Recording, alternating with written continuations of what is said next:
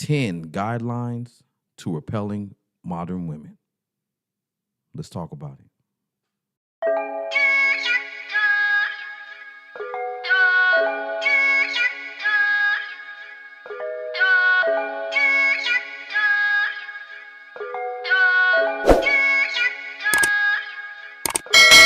I was just patient, never try skating. Fuck niggas hating. In this video, I want to go over 10 things that keep you from losing in any situation when dating modern women in modern times. Doing these 10 things will protect you, they will guide you, and it makes you pretty much impossible to manipulate and to play. Okay? Without wasting any of your time, I want to jump right into it. The first one is very important, and it is one, you want to tame your insatiable desire to have sex. This is big because, I came from a background of having a lot of frivolous sex, doing whatever I want, high body count. Any woman I saw, I felt entitled to. So I'm assuming that a lot of men are going to deal with that same struggle. But if you learn how to gain control over your insatiable desire to have sex, what this does, in reference to a modern woman, it takes away her power to seduce you by just using her looks alone. Modern women are empty vessels. They focus on the outside. They focus on their hair, their boobs, their butt, the physical. They do not work inward. They do not self-reflect. They do not take care of their spirit, their character. None of those things are being nurtured by this modern woman. So when you are dating a modern woman, you're dating somebody who is just a shell of a woman. And she took care of the shell and is very hollow on the inside. So if you learn to tame your insatiable desire to have sex, she can no longer tempt you and seduce you with just her appearance alone. Okay, that's number one. Number two, you want to end the pursuit when rejected. This is also a big one.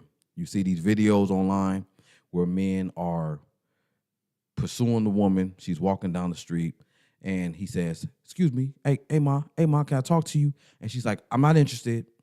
And he continues to pursue.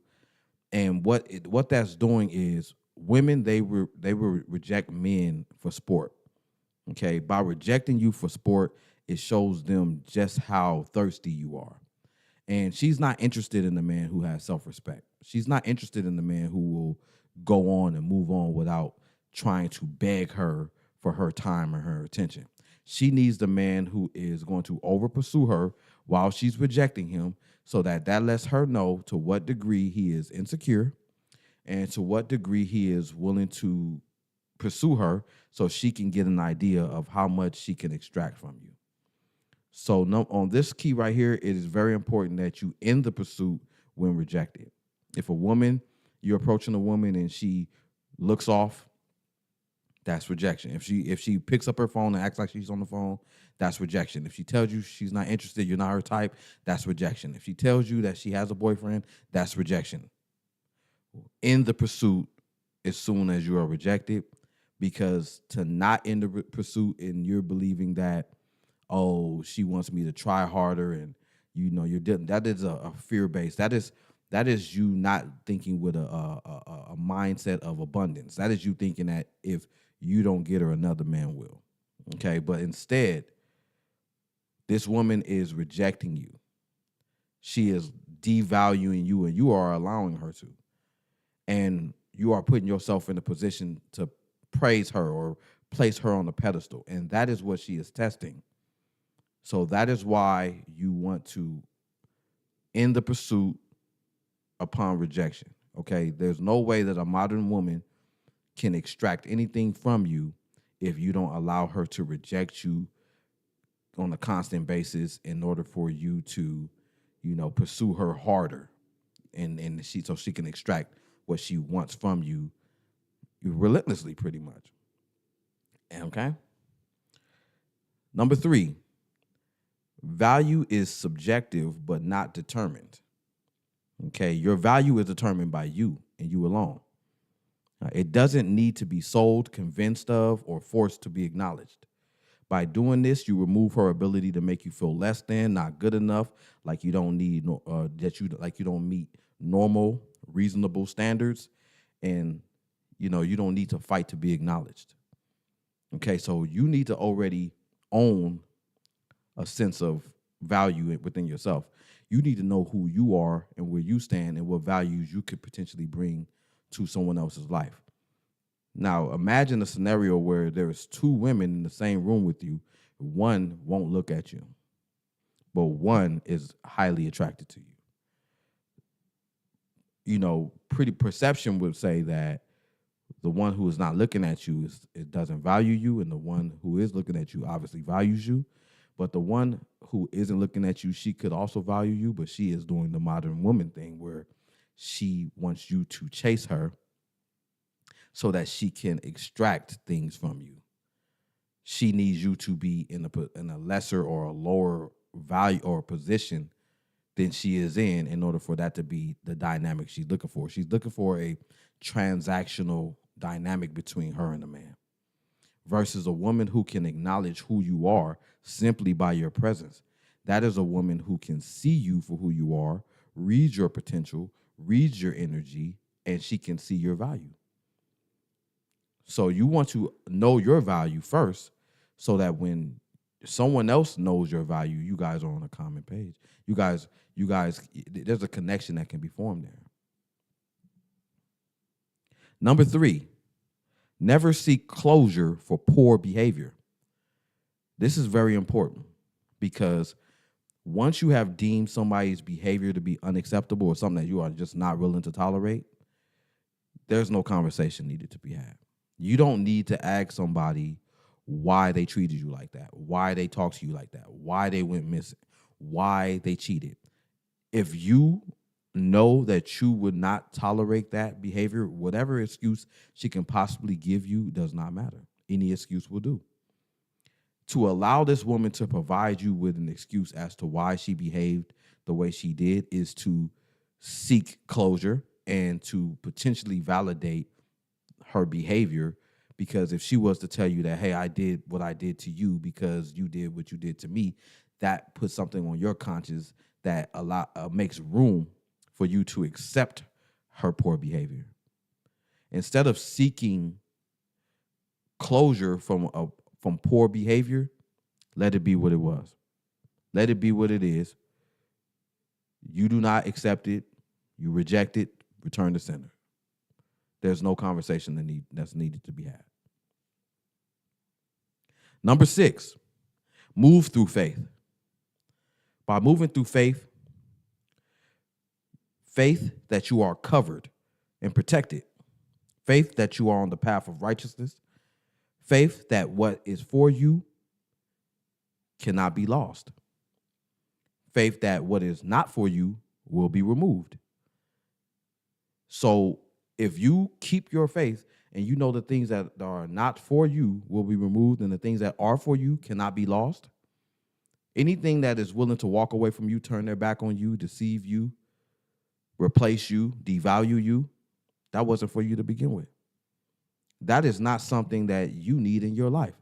You need to make room for what is actually yours in life. And you need to keep the faith that what is for you will come. But you need that seat to be empty when what's for you arrives. Number 7, never view lies as a shameless offense. Let me explain. Sometimes we accept lies due to the fact of being just human. We should never put ourselves in a position to allow someone to believe that lying to us is okay, or it means no harm, or it does no harm. This allows opportunity for manipulation. This should be common sense.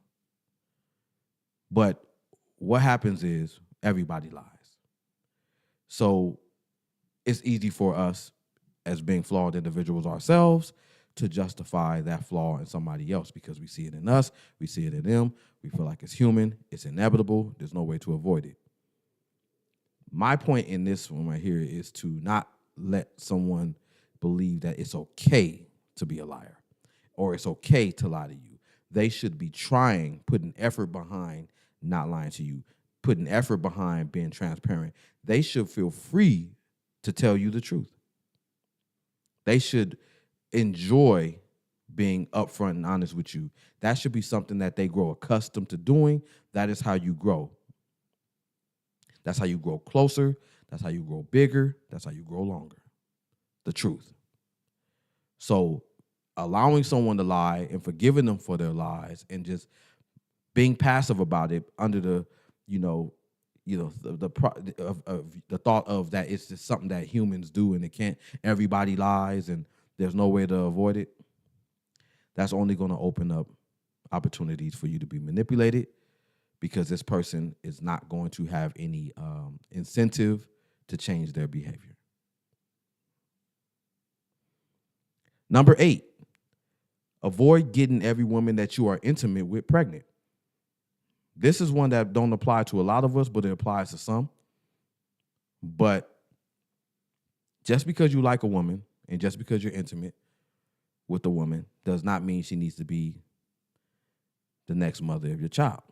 And just because it feels good does not make it okay to get a woman pregnant. You need to hold your seed to yourself and reserve your seed for women who are, meant for you, women who have pure intentions, women who you can trust to carry your legacy on to a newer, brighter, higher level. Not someone who will take your seed and hold it ransom.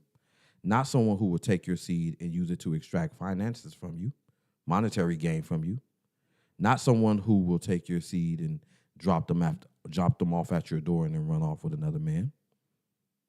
There's many reasons why you want to retain your own seed, man. And watch who you trust with your seed. Don't, as much as you might love kids, don't give them to any and everybody frivolously. And you will be able to repel a modern woman. Number 9, never marry a woman for the wrong reasons. There's a lot of wrong reasons. Number 1, she claims to be celibate until marriage. So you think by marrying her, you're going to be able to have sex. Don't do it. She's pressuring you to get married. Because if you understand that a woman's long-term gain or her long-term game plan is to secure herself a man who can provide for her and protect her, then you wouldn't just frivolously marry a woman because she's pressuring you to. And you'd be the one taking a loss. You'd be the one who, when she decides that she wants another man who can provide even more for her, that she's going to divorce you and take half of what she feels entitled to in that relationship.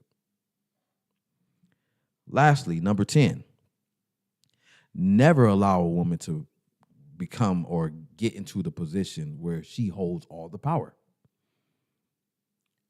Never get into a position with a woman where everything you do is to satisfy her. You are living a sacrificial lifestyle. Nothing is being done to cater to you. You have put yourself on the back burner. You are no longer the prize. You are someone who is, catering to her needs and her needs alone. And you're the one being held to the principles and to the standards that you should be upholding. You're the one that's being held to the standards of, if you don't do this, you're fired. If you don't do this, I'm leaving. And me. Because you put a woman in a position of power. A lot of men do this when they give up their life, what they drive, where they live, everything, and move in with a woman. They find some woman, and in order to gain her respect, they want to pay all her bills. They want to pay all her bills. They want to pay all her bills.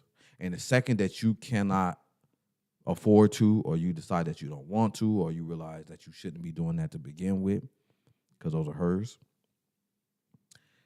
you're fired. You're discarded. You're devalued. You get cheated on. You get replaced. You get disrespected. You get the short end of the stick. She was in a position of power the entire time. If you can manage to do these 10 things, you will repel any modern woman that possibly comes your way, regardless of how attractive her exterior is, because she is definitely void of attraction on the interior, and you'd be safe. And you can move around dating. You can have strength. You can be confident. You can have fun. You don't have to be discouraged. You don't have to give up. You don't have to take yourself off the market. You don't have to live getting revenge on women. You don't have to play all of these mind games with women and making sure you play them before you get played. All the stuff that you watch in these modern dating videos and all that stuff. You don't have to do none of that. This was the ultimate guide on how to repel any modern woman. If you like this video, if you felt like it was relevant or it resonates with you, please give me a like, comment, or subscribe. But if you are new to my channel, my name is Jerome, and this has been another episode of The Superb Word. Until next time, y'all, 2 fingers. All right.